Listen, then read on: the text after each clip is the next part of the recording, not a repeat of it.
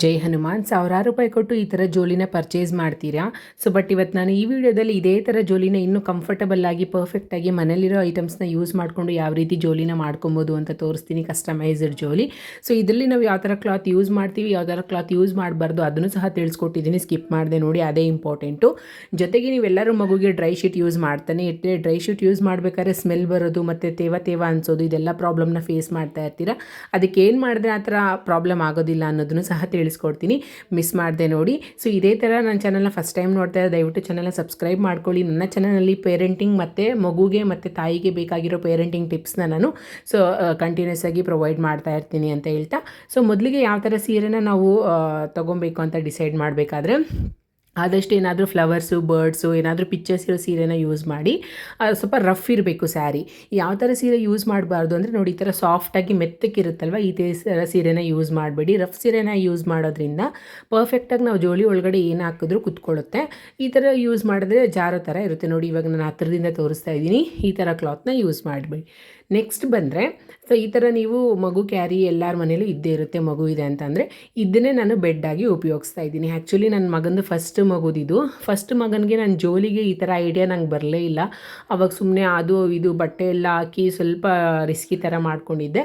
ಇವಾಗ ಈ ಒಂದು ಐಡಿಯಾ ಬಂತು, ಅದನ್ನು ನಿಮಗೂ ತೋರಿಸಿದ್ರೆ ನಿಮಗೂ ಯೂಸ್ ಆಗ್ಬೋದು ಅಂತ ಹೇಳಿ ಈ ವಿಡಿಯೋ ಮಾಡ್ತಾಯಿದ್ದೀನಿ ಅಷ್ಟೇ. ನೋಡಿ, ಅದನ್ನು ನಾನು ಬೆಡ್ಡಾಗಿ ಉಪಯೋಗಿಸ್ತಾ ಇದ್ದೀನಿ.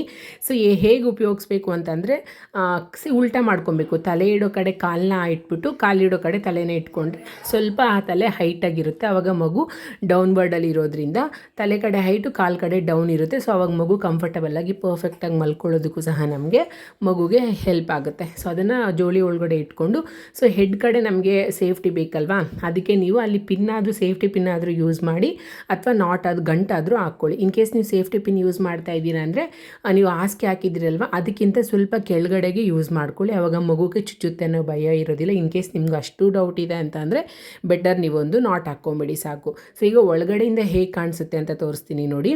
ಎಷ್ಟು ಕ್ಲಿಯರ್ ಆಗಿದೆ, ಎಷ್ಟು ಕಂಫರ್ಟಬಲ್ಲಾಗಿ ಮಗು ಮಲ್ಕೊಳ್ಳುತ್ತೆ ನೋಡಿ. ಸ್ವಲ್ಪ ಕೂಡ ಡಿಸ್ಕಂಫರ್ಟ್ ಫೀಲ್ ಆಗೋದಿಲ್ಲ ಮಗು.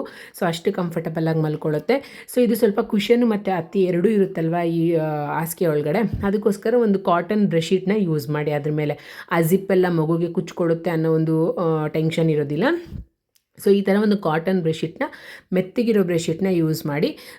ಆಬ್ವಿಯಸ್ಲಿ ಮನೇಲಿ ಎಲ್ಲರ ಮನೆಯಲ್ಲೂ ಹಾಸಿಗೆಗೆ ಬಳಸೋ ಬ್ರೆಡ್ಶೀಟ್ನ ಇದ್ದೇ ಇರುತ್ತೆ. ಸೊ ಅದನ್ನು ಯೂಸ್ ಮಾಡಿ. ನೆಕ್ಸ್ಟ್ ಬಂದರೆ ಮಸ್ಕಿಟೋ ನೆಟ್. ಇದಂತೂ ತುಂಬಾ ಇಂಪಾರ್ಟೆಂಟು. ಇದನ್ನು ಚೂಸ್ ಮಾಡಬೇಕಾದ್ರೆ ಕೇರ್ಫುಲ್ಲಾಗಿ ಚೂಸ್ ಮಾಡಿ. ಸೊ ಕೆಳಗಡೆ ಇರೋ ಜಿಪ್ಪು ಇರುತ್ತಲ್ವ, ಕೆಳಗಡೆ ಇರುತ್ತಲ್ಲ ಜಿಪ್ಪು, ಆ ಥರ ಮಸ್ಕಿಟೋ ನೆಟ್ನ ಚೂಸ್ ಮಾಡಬೇಡಿ. ಯಾಕಂದರೆ ಮಗುನ ನಾವು ಎತ್ಕೊಬೇಕಂದ್ರೆ ಕೆಳಗಡೆ ಇರೋ ನೆಟ್ನೆಲ್ಲ ಎತ್ತಿ ಮೇಲೆಗೆ ಹಾಕ್ಬಿಟ್ಟು ಆಮೇಲೆ ಎತ್ಕೊಬೇಕು. ಸೊ ಆ ಸೈಡ್ ಜಿಪ್ನ ತೊಗೊಂಬಿಟ್ರೆ ಮಗುನ ಹಾಗೆ ಓಪನ್ ಮಾಡಿ, ಮಗು ಕಾಲು ಕಡೆ ಅದನ್ನು ಫೋಲ್ಡ್ ಮಾಡಿಟ್ರೆ ಅದನ್ನು ಹಾಗೇ ಓಪನ್ ಮಾಡಿ ಎತ್ಕೊಬೋದು. ಸೊ ಇವಾಗ ನಾನು ತೋರಿಸಿದ್ನಲ್ವ, ಅದು ಟೈಟ್ ಮಾಡ್ಕೊಳ್ಳೋದಕ್ಕೆ ಮೇಲೆ. ಸೊ ಅದನ್ನು ಸಹ ಪ್ರೊವೈಡ್ ಮಾಡಿದ್ದಾರೆ. ಸೊ ಈ ಮಸ್ಕಿಟೋ ನೆಟ್ಟು ಜಸ್ಟ್ ಒಂದು 200 ಚೇಂಜ್ಗೆ ಸಿಗುತ್ತೆ. ಸೊ ಇದ್ರ ಲಿಂಕ್ ಬೇಕು ಅಂದರೆ ಕಮೆಂಟ್ ಮಾಡಿ, ಖಂಡಿತವಾಗ್ಲೂ ನಾನು ನಿಮಗೆ ಆ ಲಿಂಕು ಸಹ ಪ್ರೊವೈಡ್ ಮಾಡ್ತೀನಿ. ಸೊ ಈ ಗಂಟನ್ನ ನಾನು ಟೈಟಾಗಿ ಹಾಕ್ಕೊಳ್ತಾ ಇದ್ದೀನಿ. ಇದಿರುತ್ತಲ್ವ ಜಿಪ್ಪು, ಆ ಜಿಪ್ಪು ಮಗು ಕಾಲು ಕಡೆ ಬರಬೇಕು. ಆ ಥರ ಪ್ಲ್ಯಾನ್ ಮಾಡ್ಕೊಂಡು ಹಾಕ್ಕೊಳ್ಳಿ. ಮತ್ತು ಆ ಗಂಟನ್ನು, ಆ ದಾರನೂ ಸಹ ಕೆಳಗಡೆ ಇನ್ನೊಂದು ಗಂಟು ಹಾಕ್ಕೊಳ್ತಾ ಇದ್ದೀನಿ. ಜೋಲಿ ತೂಕಬೇಕಾದ್ರೆ ಅದು ಗಂಟು ಕೆಳಗಡೆ ಬರಬಾರ್ದು ಅಂತ ಹೇಳಿ. ಆಮೇಲೆ ನಾನು ಅಲ್ಲಿ ನೋಡಿ ಸೇಫ್ಟಿ ಪಿನ್ ಯೂಸ್ ಮಾಡಿದ್ದೀನಿ. ಏನಕ್ಕೆ ಅಂತ ಅಂದರೆ, ನನ್ನ ಕೈ ಎಲ್ಲಿವರೆಗೂ ಎಟುಕುತ್ತೋ ಕೆಳಗಡೆಯಿಂದ ಅಲ್ಲಿವರೆಗೂ ಜಿಪ್ ಹಾಕ್ಕೊಂಡು ಅದ್ರ ಮೇಲೆಗೆ ಸೇಫ್ಟಿ ಪಿನ್ ಯೂಸ್ ಮಾಡಿದ್ದೀನಿ, ಒಳಗಡೆ ಸೊಳ್ಳೆ ಹೋಗಬಾರ್ದು ಅಂತ ಹೇಳಿ. ಸೊ ಇವಾಗ ನೆಕ್ಸ್ಟು ನಮಗೆ ಅಗಲಾಗಬೇಕು ಅಲ್ವಾ ಜೋಲಿ, ಅದಕ್ಕೋಸ್ಕರ 2 ಥ್ರೆಡ್ ತೊಗೊಳ್ಳಿ. 2 ಥ್ರೆಡ್ ತೊಗೊಂಡು ಈ ಕಡೆ ಮತ್ತು ಆ ಕಡೆ ಕುಂಚಿ ಥರ ಇಟ್ಕೊಂಡು ನೀವು ಅದನ್ನು ದಾರನ ಕಟ್ಕೊಂಡ್ರೆ ನೋಡಿ ಈ ಥರ ಬರುತ್ತೆ. ಇವಾಗ ಇದಕ್ಕೆ ಇನ್ನೂ ಅಗಲ ಆಗಬೇಕಾದ್ರೆ ಯಾವುದಾದ್ರೂ ಒಂದು ಪ್ಲಾಸ್ಟಿಕ್ ಪೈಪು ಅಥವಾ ಲೈಟ್ ವೇಟ್ ಇರೋ ಸ್ಟಿಕ್ನ ಯೂಸ್ ಮಾಡಿ ಈ ಕಡೆ ಆ ಕಡೆ ಇಟ್ಕೊಂಡ್ರೆ ಸೇಮ್ ನೋಡಿ, ನಾವು ಸಾವಿರಾರು ರೂಪಾಯಿ ಕೊಟ್ಟು ತೊಗೊಳ್ಳೋ ಜೋಲಿಗಿಂತ ಪರ್ಫೆಕ್ಟಾಗಿ ಕಂಫರ್ಟಬಲ್ ಆಗಿರುವಂಥ ಒಂದು ಮಗುಗೆ ಜೋಲಿ ರೆಡಿ ಆಗಿಬಿಡುತ್ತೆ. ನೋಡಿ ಎಷ್ಟು ಚೆಂದ ಕಾಣಿಸ್ತಾ ಇದೆ ಅಂತ. ಬೇಕಾದ್ರೆ ಆ ಕೋಲ್ಗೆಲ್ಲ ನೀವು ಏನಾದರೂ ಟಾಯ್ಸ್ ಕಟ್ಕೊಂಡ್ರೆ ಮಗು ಎದ್ದಾಗ ಆ ಟಾಯ್ಸ್ ನೋಡಿಕೊಂಡು ಸೊ ಕ್ರಿಯೇಟಿವ್ನೆಸ್ ಅದೆಲ್ಲ ಜಾಸ್ತಿ ಆಗುತ್ತೆ. ಜೊತೆಗೆ ಮಗು ಬೇಗನೆ ಆ್ಯಕ್ಟಿವ್ ಆಗುತ್ತೆ. ಮೈಲ್ ಸ್ಟೋನ್ಸು ಸಹ ಚೆನ್ನಾಗಿ ಡೆವಲಪ್ಮೆಂಟ್ ಆಗುತ್ತೆ ಆ ಕಡ್ಡಿಗೆ ನಾವು ಟಾಯ್ಸ್ ಎಲ್ಲ ಕಟ್ಟೋದ್ರಿಂದ. ಸೊ ಇಷ್ಟು ಮಾಡಿಕೊಂಡ್ರೆ ಪರ್ಫೆಕ್ಟ್ ಆಗಿರೋಂಥ ಒಂದು ಜೋಲಿ ರೆಡಿ ಆಯಿತು. ಸೊ ನೋಡಿ, ಇದೇ ಥರ ನೀವು ಸಹ ಮಾಡಿ. ಇನ್ ಕೇಸ್ ಜೋಲಿ ಮಾಡಬೇಕಾದ್ರೆ ಬೇರೆ ಏನಾದರೂ ಡೌಟ್ಸ್ ಬಂತು ಅಂದರೆ ನಿಮಗೆ ಕಮೆಂಟ್ ಮಾಡಿ, ನಾನು ಖಂಡಿತವಾಗ್ಲೂ ನಿಮ್ಮ ಡೌಟ್ನ ಕ್ಲಾರಿಫೈ ಮಾಡ್ತೀನಿ. ಸೊ ಇದೇ ಥರ ನನ್ನ ಚಾನಲಲ್ಲಿ ನಾನು ಮಗುಗೆ, ತಾಯಿಗೆ ಸಂಬಂಧಪಟ್ಟ ಹಾಗೆ ತುಂಬ ವೀಡಿಯೋಸ್ನ ಪ್ರೊವೈಡ್ ಮಾಡ್ತಾ ಇರ್ತೀನಿ. ಆಲ್ರೆಡಿ ಡೇ ರೊಟೀನ್ ಯಾವ ಥರ ಇದ್ದರೆ ನಮ್ಮ ವೆಯ್ಟ್ ಲಾಸ್ ಆಗುತ್ತೆ, ಮಗುಗೆ ಬ್ರೆಸ್ಟ್ ಮಿಲ್ಕ್ ಚೆನ್ನಾಗಿ ಬರುತ್ತೆ, ನಾವು ಹೋಗಿರೋ ಎನರ್ಜಿ ವಾಪಸ್ ಬರುತ್ತೆ, ಅದನ್ನು ಸಹ ಪ್ರೊವೈಡ್ ಮಾಡಿದ್ದೀನಿ. ಅದನ್ನು ನೋಡಿ ನಿಮಗೆ ಟೈಮ್ ಇದ್ದರೆ ಮತ್ತು ಇಂಟ್ರೆಸ್ಟ್ ಇದ್ದರೆ. ಸೊ ನೆಕ್ಸ್ಟ್ ಫೈನಲಾಗಿ ಬಂದರೆ ನಾವು ಯೂಶ್ವಲಿ ಡ್ರೈ ಶೀಟ್ನ ಈ ಥರ ಯೂಸ್ ಮಾಡ್ತೀವಿ ಅಲ್ವಾ.